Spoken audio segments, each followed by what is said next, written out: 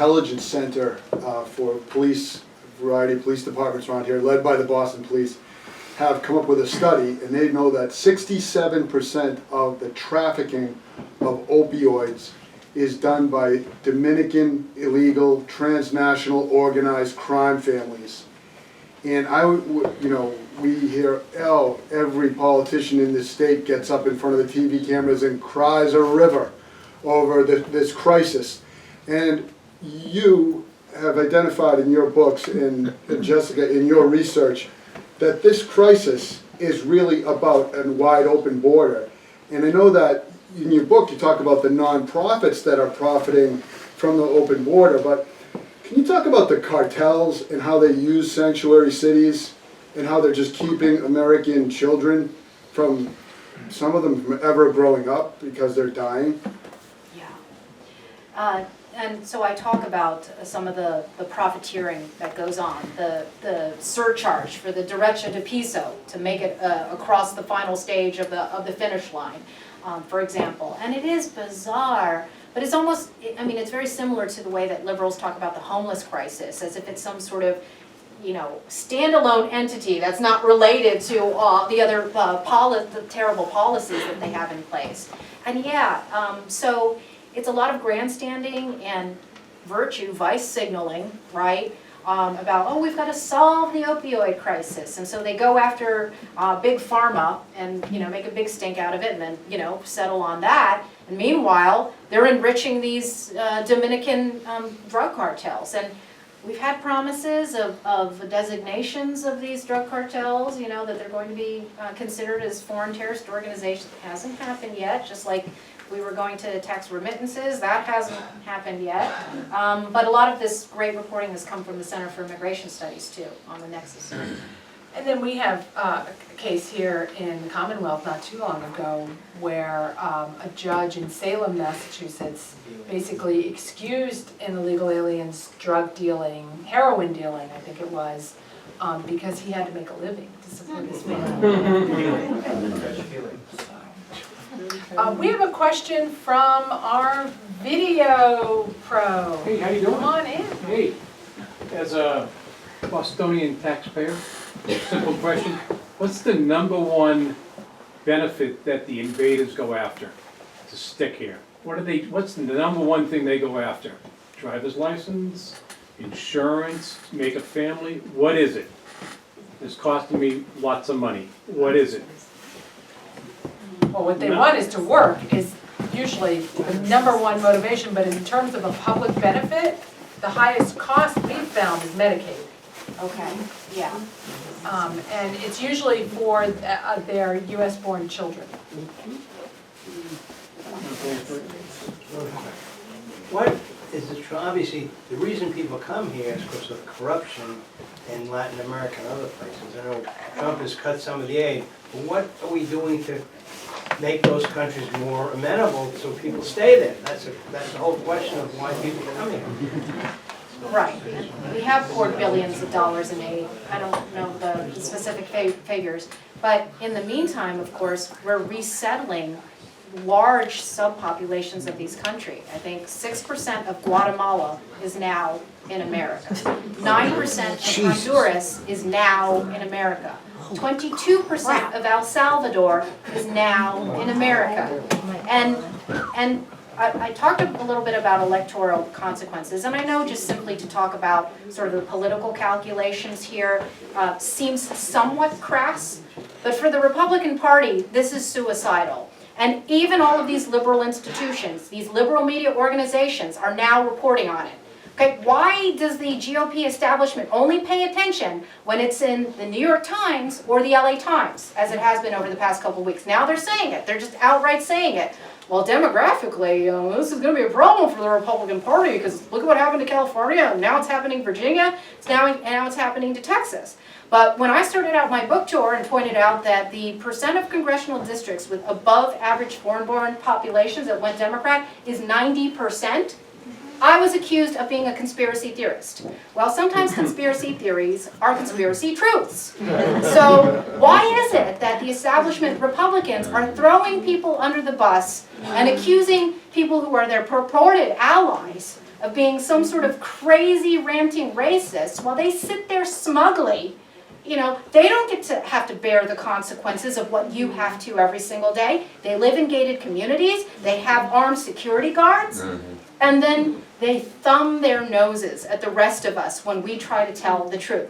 That's why I've been aggravated over the last couple of weeks, because these attacks are not simply coming from Media Matters, as they did. When I launched my book tour and I started talking about these numbers, and I started talking about, for example, the voting habits of large numbers of these ethnic immigrant blocks, and I talked about how these numbers have essentially not budged. And so sort of the fantastical hopes and dreams of certain beltway strategists, which are really just cynical promises because they're going to keep collecting money. Oh, well, you know, if we just sort of persuade them, if we have more outreach. Well, no, it hasn't changed. It hasn't changed, and we have to deal with that reality. And so I think that discussion is finally breaking out on the right, and it's about time to have that reckoning, and perhaps we should have this debate settled before the election. You know? That would be nice. No, but Such a we're supposed to dirty word unite about around the assimilation. Kushner plan. Yes. But that's, I mean, Republicans do seem to never learn that they can't out-pander the Democrats on the immigration issue. That's exactly right. But again, it's follow the money, find the truth. You know, when Paul Ryan was Speaker of the House, he had a PAC. And the PAC made somewhat, I think, $33 million. And then he retired. Do you know how he largely made that money? By promising that they were going to build the wall and do something about immigration and repeal Obamacare. Ha ha ha. He went laughing all the way to the bank. He gets to retire. He gets to have a nonprofit that's going to basically be run as a DC machine. Cha-ching, cha-ching, cha-ching. And the rest of us are screwed. When did he start off as a staffer? I read about him in this book too. Yes. Jack Kemp. Ian Caesar-Conda, Jack Kemp, and Empower America, Bill Bennett, you know, the very elites that look down at grassroots people who understand the dire consequences of mass, uncontrolled immigration, both illegal and through many of these legal pipelines. Question in the back, and then John.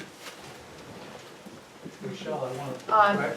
Actually, I was looking at the gentleman to your left. I'll let you go. He said I can go first. That's all. You worked it out, that's fine by me. Michelle, I want to thank you so much for being here. You're wonderful, watch you very effectively, and you're just a great person, and we appreciate you. But I just want to say one thing, and something, I was never involved in politics or nothing, but the past 3 or 4 years with Trump in there, it became every single night I watch it intensively.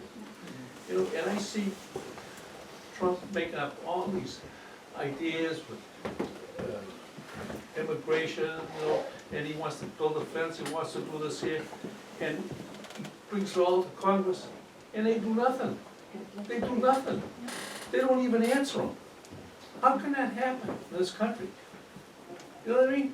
It's Congress. I mean, we can sit here and we can do all the things, that we can do all the stuff we can do, but we can't do nothing because it has to go through Congress. And they're just lazy. I don't know what happens. Those Democrats over there, like wacko, they don't just do nothing. All the things that Trump has put up over there, they don't even give them the courtesy of answering them back. How can they do that? You know, I mean, they sit down and I watch him, I say, Trump just goes crazy. I mean, look what he's been doing. I mean, he's the only one that's taking care, he's the only one that's done anything for immigration. The only person in this country. And they got all those congressmen over there, those 300 or 500 idiots that don't do nothing. They won't even answer. They have the courtesy. Those Democrats don't even have the courtesy to say, no, we're not going to do that. They don't even answer them. Yeah. I'm sorry.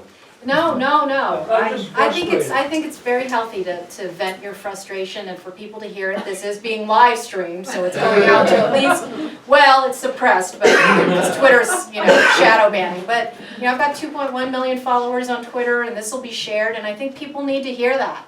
And I do just want to tweak it slightly though, because it's not just Democrats. That's It's right. not Oh, just oh, Democrats, I'm not saying right? that. No, It's- I'm just, There's a lot of Republican fragging that's going on inside the tent. they should be And ashamed of themselves. they should, but here's the problem. They should be ashamed of You know, themselves and going they- against their own people. Yes, they say that insanity is doing the same thing over and over again and expecting different results. And if you have the same so-called GOP leadership that has been in place for 20 plus years obstructing actual progress, that's part of the problem.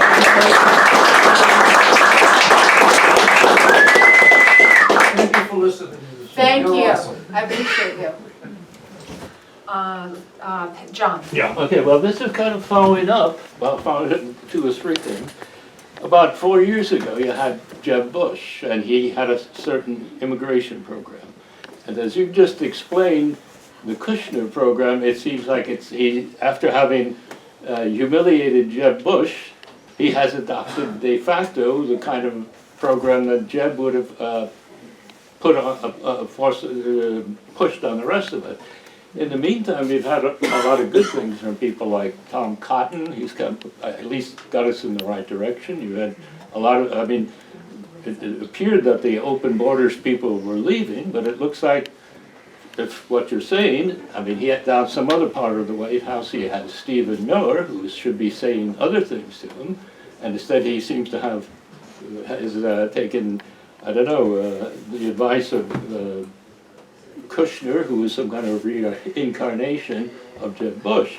A second thing about this administration, it looks to me like a lot of the people he put, especially on Homeland Security, I think it took 4 years. I think the guy that's about to take power is pretty good, but it seems to me you don't agree. Cuccinelli, you know? Oh, no, Ken Cuccinelli's fantastic. Of course, the acting head of DHS is Chad Wolf, who is a registered foreign lobbyist for NASCOM, the biggest lobbyist for Indian outsourcing interests. And he has nominally recused himself from those matters, but doesn't give me much cause for reassurance, does it you? No, because I was recently told that he actually didn't Recuse himself. So it's, yeah, it's swamp politics. But again, there we have, that's on the executive side. Yeah. He's had 3 years and, okay, I was taking a good signal from Cuccinelli, but Yes. after 3 secretaries of Homeland Security,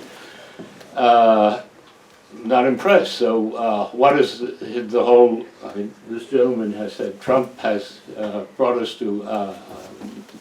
forward, but as far as I can see, he's brought us back to where Jeb Bush would have put us. But Well, I will just say, last night I was reading through and listening to a little bit of when we gave you the Katz Award back in 2016.